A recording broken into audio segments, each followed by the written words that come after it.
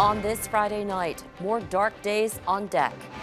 The newest COVID-19 projections. Hold tight and don't give up.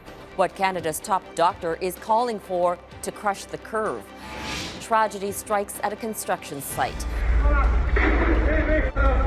The trapped workers and panicked moments. Brexit deal deadlock as the deadline creeps closer. It's a difficult situation. The sticking points and the fears.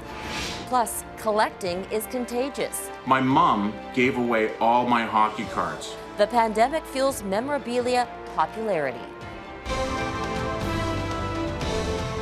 Global National with Donna Friesen. Reporting tonight, Robin Gill. Good evening and thank you for joining us. There's a dire new warning tonight about where COVID-19 is headed in Canada. New modeling suggests the virus is surging just about everywhere, and there's an urgent need to bend the curve. An increase in community spread is leading to more and larger outbreaks. Health officials predict by Christmas, Canada could see a total of 577,000 cases and close to 15,000 deaths. The country is on a rapid growth trajectory. If we maintain our current number of contacts, the epidemic will resurge. If we reduce our contacts to only essential activities, we could get the virus under control. There is no other way. We must reduce our in-person contacts right now. A vaccine in a week or in a month won't help you if you get COVID-19 today. So my message to Canadians is simple. Hold tight and don't give up. As David Akin reports, health officials say without more stringent measures, Canadians will have a tough time stopping the spread.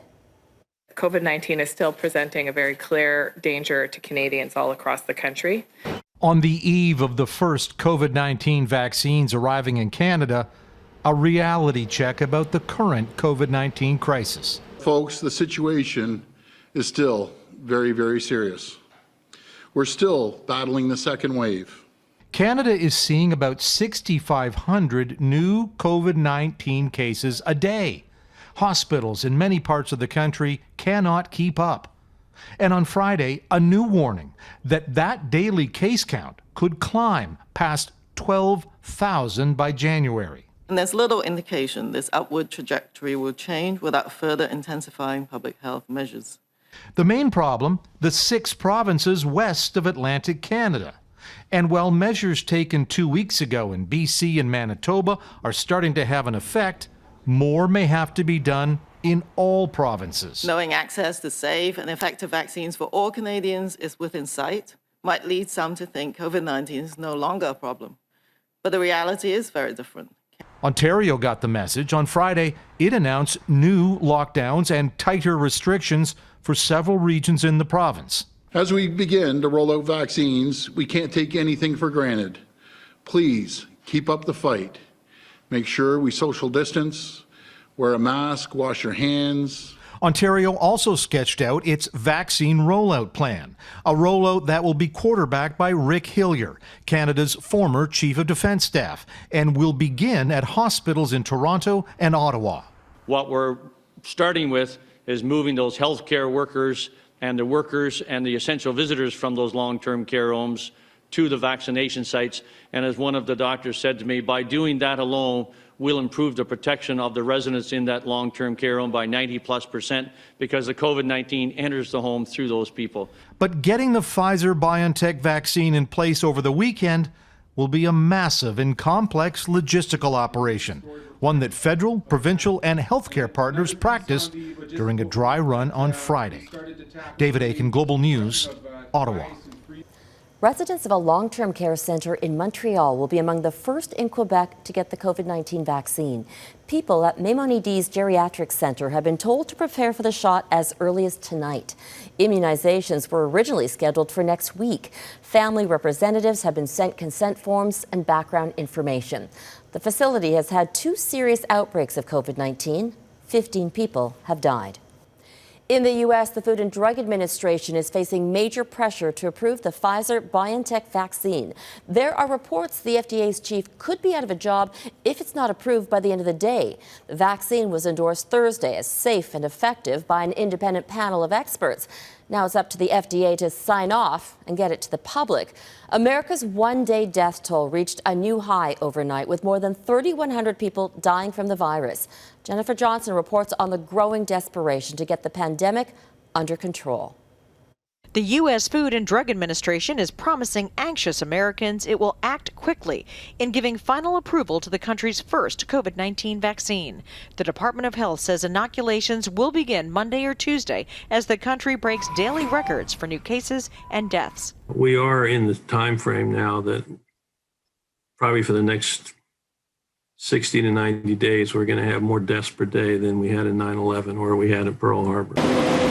UPS and FedEx trucks and planes, under protection of U.S. Marshals, will deliver millions of doses from Pfizer's freezer farm in Michigan to hospitals and pharmacies across the country, now stocked with their own ultra-cold freezers. The logistics here are going to be complex, but we're really excited. The Trump administration's Operation Warp Speed plans to have 25 million Americans vaccinated by the end of December, a race against time for those on the front lines. Having the vaccine for us is just the beginning to the end of this pandemic. Healthcare workers and nursing home residents will be vaccinated first.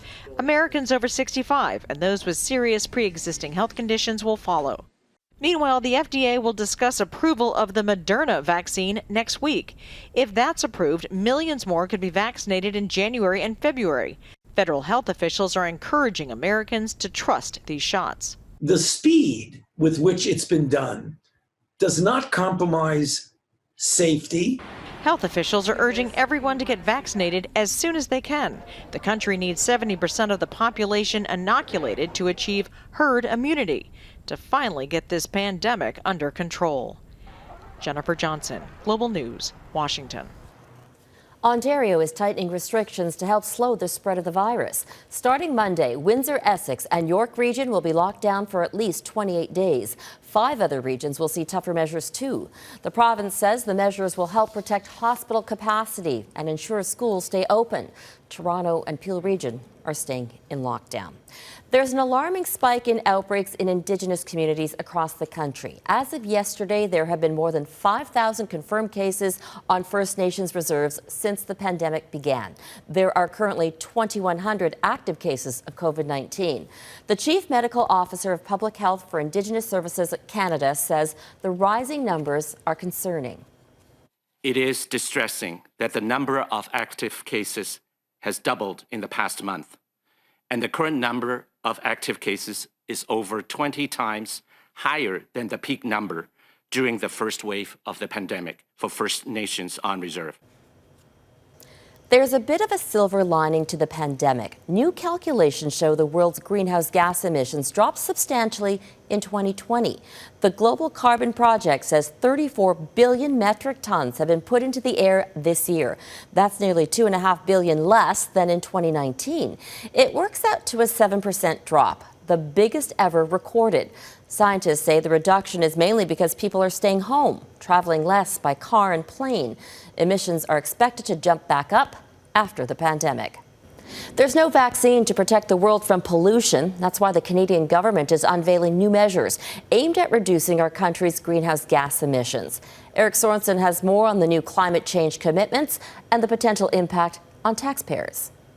On a December day, about 5 degrees warmer than average in southern Ontario, the Prime Minister announced a $15 billion plan to slow down global warming and exceed all previous commitments to reduce greenhouse gas emissions. The big item, the price on carbon will keep climbing, on top of the current plan of $50 a ton by 2022, an additional $15 a year to $170 a ton by 2030. At the gas pump alone, it will add more than 27 cents a litre over those 8 years. The revenue will be turned into rebates for taxpayers, but the aim is clear, to push Canadians and businesses off fossil fuels. And the message? To businesses, to investors, to Canadians, and to the world, that Canada is serious, not just about fighting climate change, but about the tremendous economic opportunities that will come with moving towards a cleaner future. The Prime Minister is counting on the Supreme Court to turn back challenges from some Conservative-led provinces. Ontario's Premier says higher fuel prices will make the country uncompetitive. I'm a strong believer of protecting the environment, but you don't have to protect the environment on the backs of the hardworking people of this province and this country. I've never, ever been more disappointed in an announcement ever. Ottawa will also invest in cleaner transportation, electric vehicles, and infrastructure. It will spur Canadians to make their homes energy efficient and spend millions to help heavy industry reduce their emissions. The plan comes one day before the 5th anniversary of the Paris Climate Agreement. Under that agreement, Ottawa promised to reduce greenhouse gas emissions by 30% below 2005 levels by the year 2030. But Canada was only on track to come in 19% below. The new plan now aims for 32% and as much as 40% if provinces get on board. Governments across the country are going to have to put a lot more money on the table to get the transformative action that we need. Canadians need to start seeing themselves and their communities as prospering from that clean economy. More global investors are shifting to a green economy, and this country, says the Prime Minister, must get ahead or will fall behind. Eric Sorensen, Global News, Toronto. European leaders have also agreed to tougher 2030 climate goals. The European Union's 27 member states have approved a plan to reduce greenhouse gas emissions by at least 55% by 2030. That's up from the current 40% target. The EU hopes the tougher measures will help it reach climate neutrality by 2050. A partial collapse at a building under construction. Coming up, the deadly day at an Ontario work site. Plus, the battle for a Brexit deal.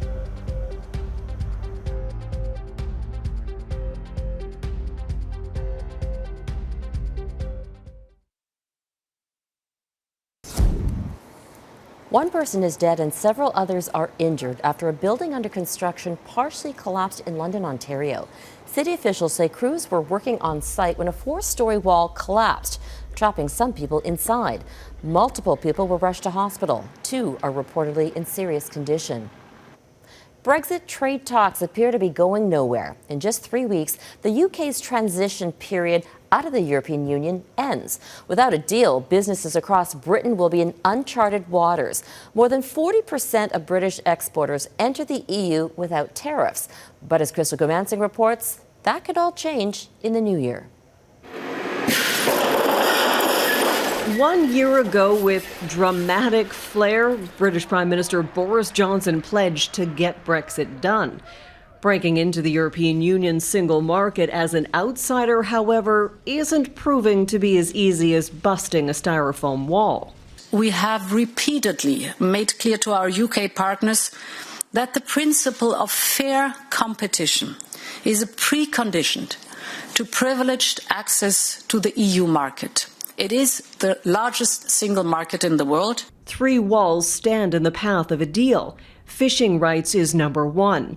The EU wants continued access to UK waters. Britain argues locals should have priority. Then there's the EU's demand for a level playing field, saying unity is needed on issues such as labor standards and environmental protections. Britain says it should have freedom going forward, which could lead to enhanced national regulations.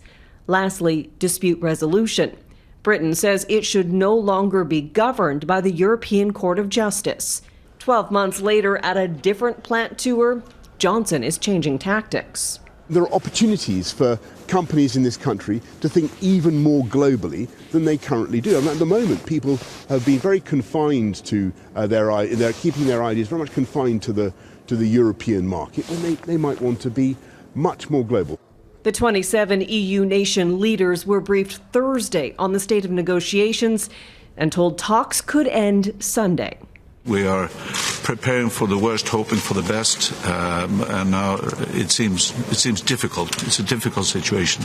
If the year ends without a deal, goods may no longer smoothly move across borders.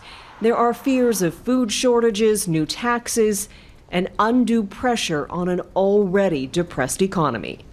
Crystal Gomansing, Global News, London. Still ahead, the trauma in Nova Scotia after April's mass killing.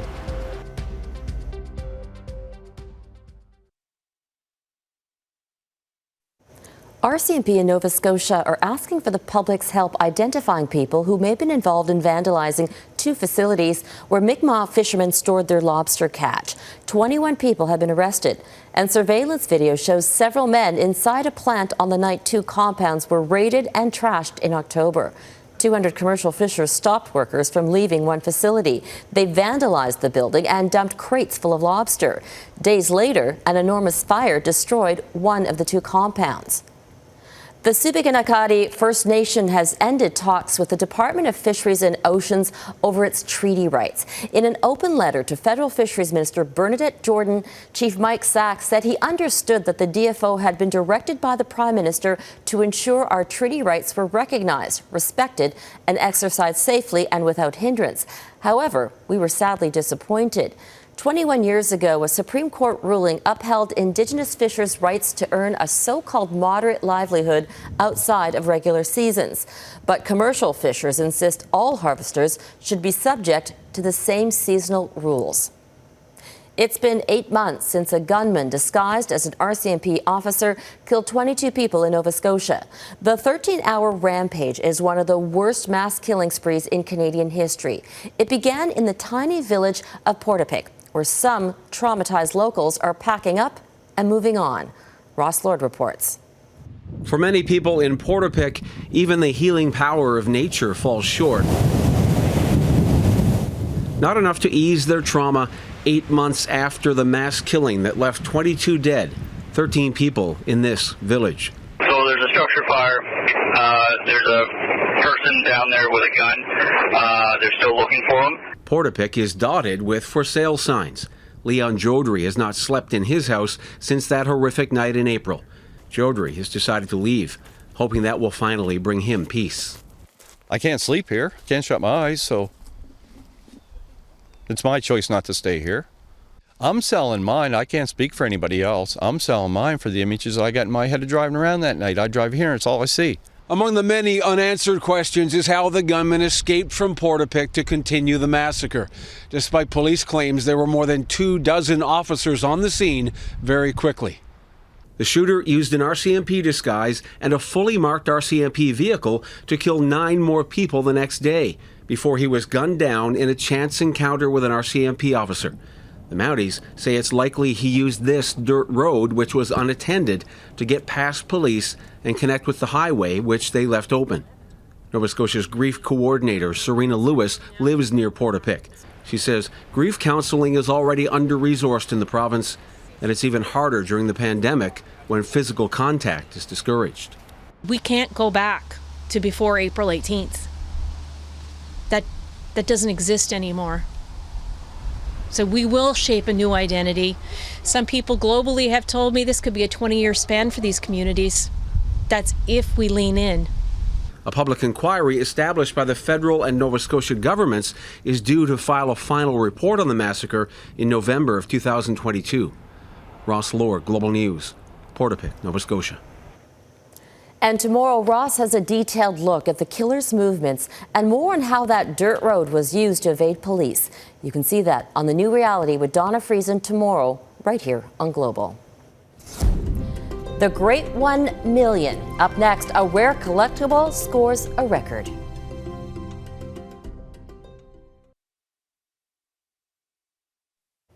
You may want to think about those boxes in your parents' basement in case there's a gold mine in nostalgia. Trading cards are back and sending collectors of sports memorabilia into a spin because there's more than a pretty penny to be made. As Mike DeLay reports, for the first time, a hockey card sold for over $1 million. You kind of have to bend the card around, make sure. One day years ago, someone thought this was a good idea, and we all followed along.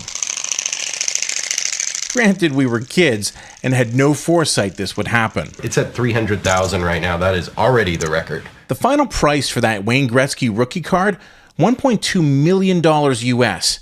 And let it be known, I had a slew of Gretzky cards until this. My mom gave away all my hockey cards the to old a friend mother who had.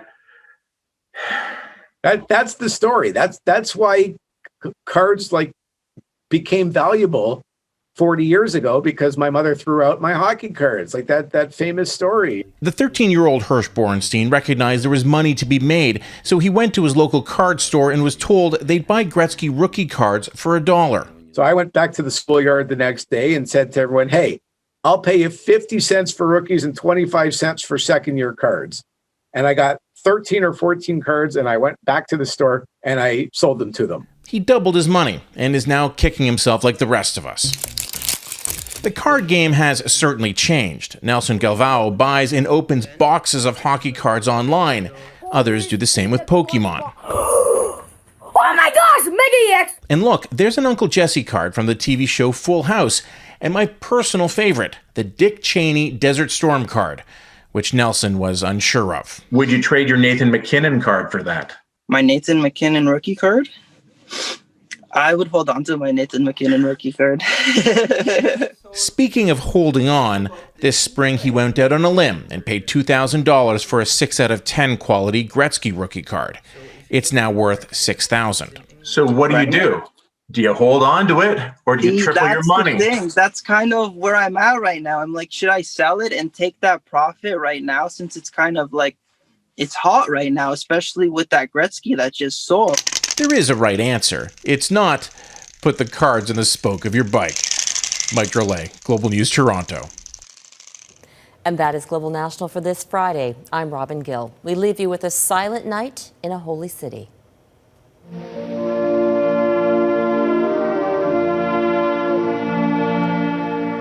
All is bright in St. Peter's Square. The Vatican has illuminated its annual Christmas tree and nativity scene.